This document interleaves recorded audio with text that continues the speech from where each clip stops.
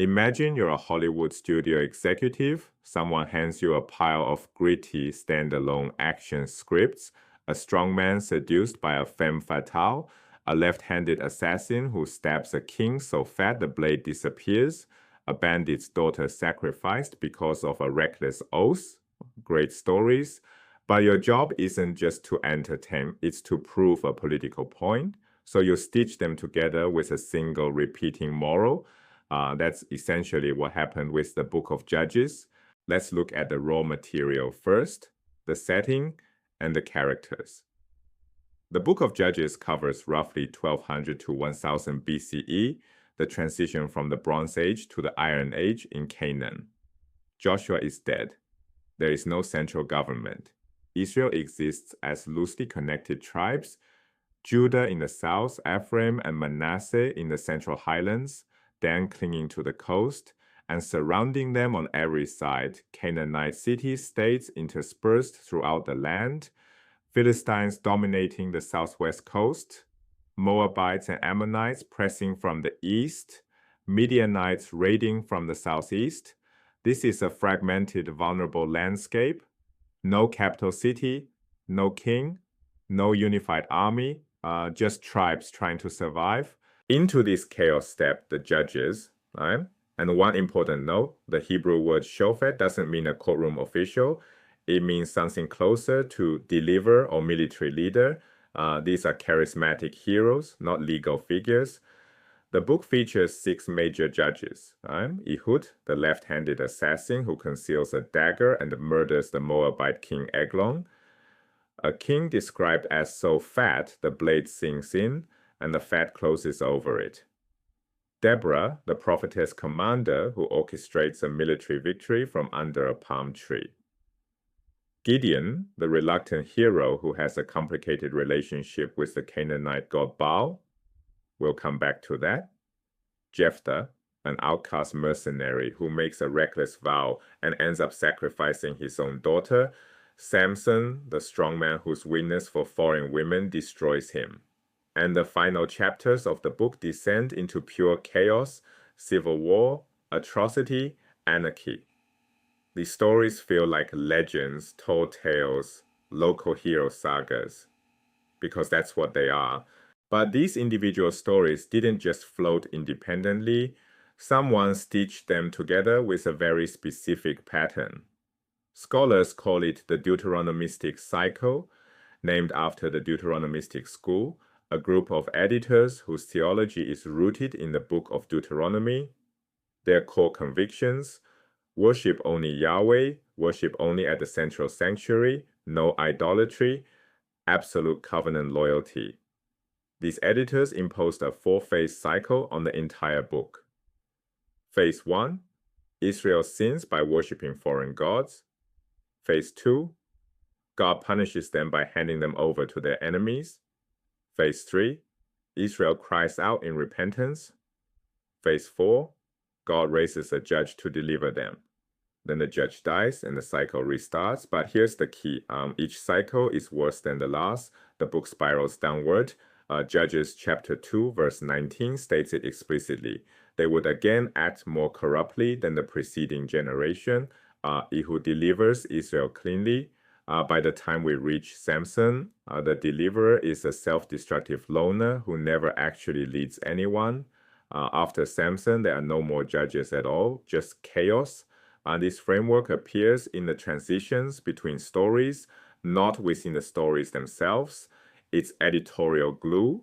The same editorial school shaped Deuteronomy, Joshua, 1st and 2nd Samuel, and 1st and 2nd Kings into one continuous history. Now, here's where it gets interesting. If you look closely, the stitching shows the individual stories contain details that openly contradict the theology of the editors who framed them. These contradictions are the strongest evidence that the folktales existed long before the editorial framework was imposed. The editors preserved the old stories largely intact, even when those stories clashed with the very message they were trying to deliver. The best example is Gideon. Gideon's alternate name is Jerubbaal, which literally means Baal will contend. Baal, the chief Canaanite storm and fertility god, is the very deity the Deuteronomistic editors despise above all others.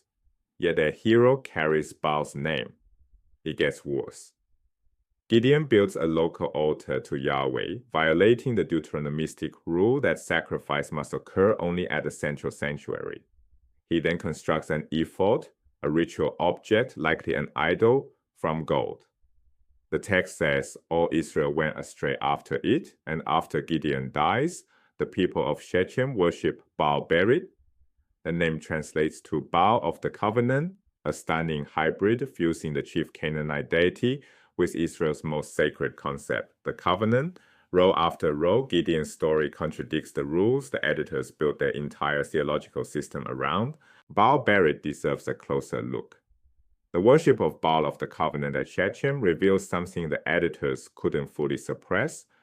On the ground, Israelite and the Canaanite religion were far more blended than the Deuteronomistic framework admits. The editors present Israel's history as a clean binary, faithful Yahweh worship versus sinful Baal worship. But a deity called Baal of the Covenant suggests ordinary Israelites saw no contradiction in merging the two traditions. The editorial frame calls this apostasy. The historical reality was probably just everyday religious life in Iron Age Canaan. Then there's Samson. Strip away the editorial frame and you have a rollicking strongman tale. A hero who kills a lion with his bare hands, slaughters enemies with a donkey's jawbone, and gets brought down by a beautiful foreign woman. It's entertainment, a folktale about strength and weakness. The Deuteronomistic editors repurposed it into a theological warning.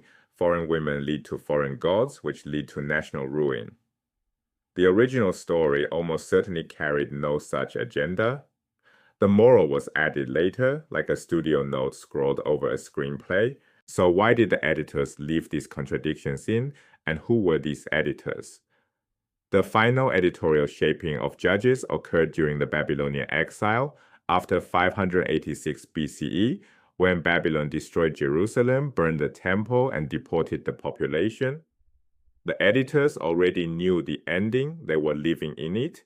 They looked backward through 6 centuries of history and asked, how did we get here? The book of Judges became part of their answer. The rot started early. The cycle of idolatry was there from the beginning, and it only got worse. The downward spiral from Ehud to Samson to chaos was designed to make the monarchy and eventually the exile feel inevitable. Notice the time gap. The stories are set around 1200 to 1000 BCE. The final editing happened after 586 BCE. That's over 600 years of distance. These editors weren't recording history, they were interpreting it. So how should we read a book like this? Here's a practical tool. Read each judge's story twice. First, read the story on its own terms, as a standalone folktale. What kind of hero is this? What values does the story celebrate? Second, read the editorial frame around it, when the sin, punishment, repentance, deliverance cycle. How does the frame reinterpret the story? Where do the two layers clash? Try it with Gideon. The folktale celebrates a local hero who tears down a Baal altar and defeats the Midianites with 300 men. The editorial frame condemns the very Baal connections that make his story distinctive. The tension is the point. Understanding editorial layers isn't about debunking the Bible, it's about appreciating a text that preserves multiple voices across centuries. The Deuteronomistic editors didn't erase the old stories, they reframed them. And in the tension between raw folktales and theological framework, we hear an ancient conversation about why nations rise and fall.